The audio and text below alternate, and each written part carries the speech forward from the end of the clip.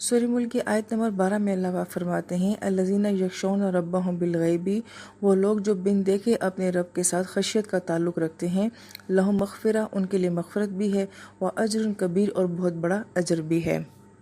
مفسر کرام یہ فرماتے ہیں کہ اگر اس آیت مبارکہ کا پچھلی آیت مبارکہ کے ساتھ ربط دیکھا جائے تو وہ فرماتے ہیں کہ ہم جیسا سنتے ہیں ویسی ہی ہماری سوچ بنتی ہے، اور جیسا ہم سوچتے ہیں اسی طرح کے ہمارے جذبات بھی ہوتے ہیں۔ تو ہماری سوچ کا ہمارے جذبات کا آپس میں بڑا گہرا تعلق ہے، اور وہ تعلق ان دونوں آیات سے بھی ثابت ہو رہا ہے کہ لو کننا نسمع او ناقلو، اگر ہم سنتے پھر ہم سمجھتے، وہی ہماری سوچ بنتی، تو پھر ہمارا جذباتی تعلق کیا ہوتا؟ ایمان بالغیب۔ تو گویا کہ ہمارا سننا، ہمارا سمجھنا ہمیں ایمان بالغیب کے مقام تک پہنچا دیتا۔ لہٰذا ہمارے سننے کا اور ہمارے سمجھنے کا ہماری ایمانی کیفیت کے ساتھ بڑا گہرا تعلق ہوتا ہے۔ یہی وجہ ہے کہ ہمیں موسیقی سننے سے بھی منع کیا گیا، کیونکہ جیسا ہم سنتے ہیں پھر ویسے ہی ہمارے جذبات اور ایمان کے اوپر اثرات ہوتے ہیں۔ آیت مبارکہ میں یکشون کا لفظ آیا ہے ڈرنے کے لیے یا کسی چیز کے خوف کے لیے۔ عربی زبان میں بہت سارے الفاظ استعمال ہوئے ہیں جو ہم نے 30ویں پارے میں پڑھے تھے، لیکن اس میں ہم نے یہ جانا تھا کہ خشیت کا لفظ جو ہے وہ عموماً اللہ تعالیٰ کی ذات کے ساتھ آتا ہے، اور اس کا تعلق جو ہے وہ علم کے ساتھ ہے۔ قرآن پاک کی آیت یہ کہتی ہے انما یخشی اللہ من عبادہ العلماء، کہ علماء لوگ ہی جو ہوتے ہیں کہ جن کے دلوں میں اپنے رب کی خشیت ہوتی ہے، کیونکہ انسان جتنا زیادہ اپنے رب کو جانتا جاتا ہے، اللہ تعالیٰ کی ذات کا تعارف حاصل کرتا جاتا ہے، اس کے اندر اتنا ہی زیادہ خشیت کا تعلق اپنے رب کے ساتھ بنتا ہے۔ تو گویا کہ علم کا اور خشیت کا آپس میں بڑا گہرا تعلق ہے۔ اور پھر اہل علم یہ فرماتے ہیں کہ علم کے ذریعے جو انسان کا کانسیپٹ بنتا ہے خشیت کا اللہ تعالیٰ کی ذات کے ساتھ، وہ محض جہنم کا یا سزا کا تصور نہیں ہوتا، بلکہ وہ اللہ تعالیٰ کی عظمت کا احساس ہوتا ہے، کیونکہ جتنا زیادہ ہم اللہ تعالیٰ کی ذات کو جانتے جاتے ہیں تو اللہ تعالیٰ کی عظمت اور ان کی ہیبت اور ان کا رعب جو ہے وہ انسان کی شخصیت کے اوپر اثر ڈالتا ہے، تو پھر انسان کا اپنے رب کے ساتھ جو ہے وہ خشیت کا تعلق بنتا ہے۔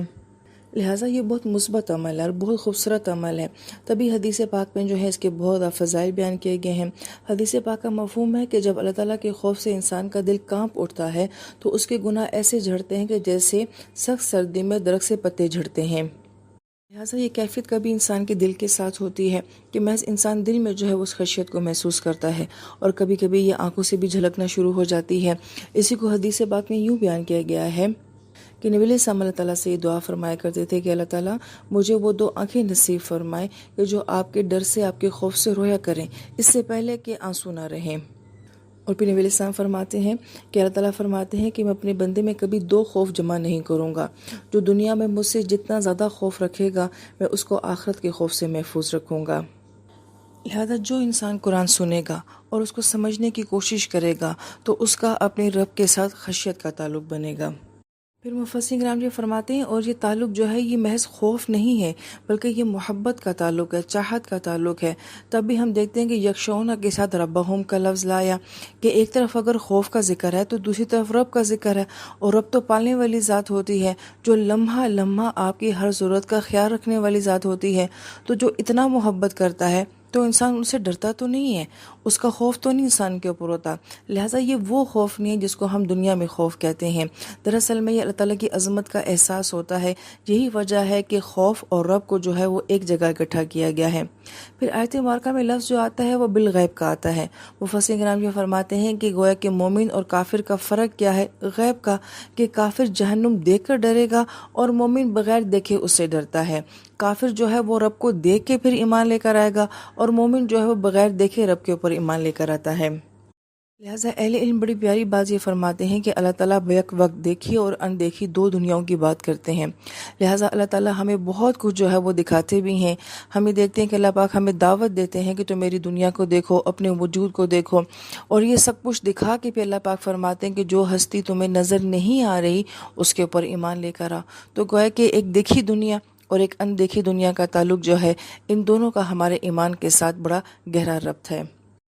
جبکہ اسی لفظ بالغیب کو بعض اہل علم نے یوں بھی بیان فرمایا ہے کہ اللہ تعالیٰ کی ذات غیب میں نہیں ہے، بلکہ ہم لوگ غیب میں ہوتے ہیں، کیونکہ اللہ تعالیٰ کی ذات تو ہر آن ہر جگہ ہر وقت موجود رہتی ہے۔ لہٰذا وہ اس کی مثال جو ہے وہ سورج کے ساتھ بیان فرماتے ہیں۔ وہ یہ کہتے ہیں کہ سورج ہے اور بڑی شدت کے ساتھ موجود ہے، مگر آپ سورج کو براہ راست دیکھنا چاہیں تو نہیں دیکھ سکتے ہیں، لہٰذا اسی طرح اللہ تعالیٰ کی ذات بھی جو ہے وہ ہر وقت موجود ہوتی ہے، ہر آن موجود ہوتی ہے، لیکن ہم اللہ تعالیٰ کی ذات کو نہیں دیکھ سکتے ہیں۔ لہٰذا اللہ تعالیٰ کی ذات غیب میں نہیں ہے بلکہ ہم غیب میں ہیں۔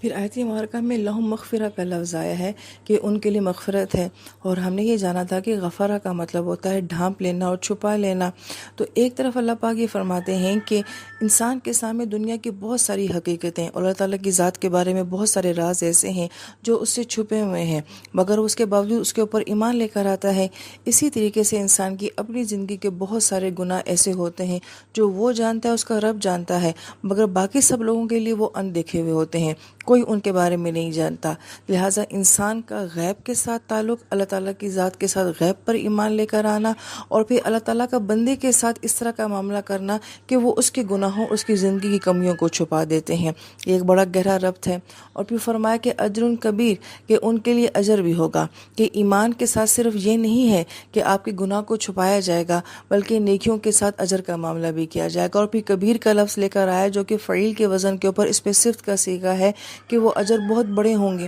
اور جس اجر کو اللہ تعالیٰ کی ذات خود کہتے کہ وہ بہت بڑا ہے، تو پھر سوچیں کہ وہ کتنا بڑا ہوگا۔